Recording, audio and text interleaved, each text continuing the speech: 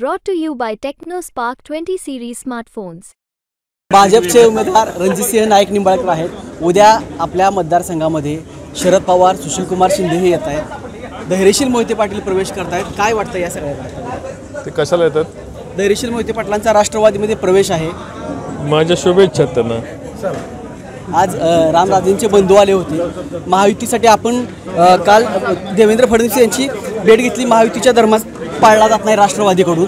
मात्र आज पुन्हा एकदा त्यांना स्टेटमेंट केलेलं आहे की फलटणमधून तुतारीचा म्हणजेच राष्ट्रवादीचा आम्ही प्रचार करणार। त्यांनाही शुभेच्छा। आता काय कशा पद्धतीने या सगळ्या गोष्टीकडे बघताय? एकदम रिलॅक्स तुम्ही दिसताय।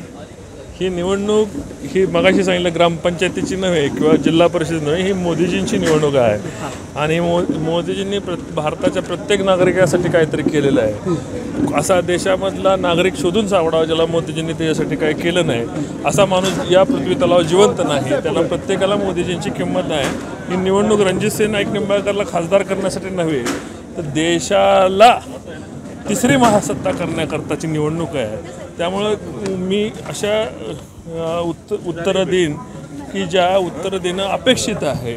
ज्या ठिकाणी नॉन कॉग्निजेबल गोष्टी असतात त्याच्याकडे लक्ष देणं हा माझा स्वभाव नाही। काल चंद्रशेखर बावनकुळे एक स्टेटमेंट केलं होतं की तुम्ही एवढा निधी आणलाय की तुम्हाला ते दरोडेखोर म्हणले की निधी आणण्याच्या बाबतीमध्ये।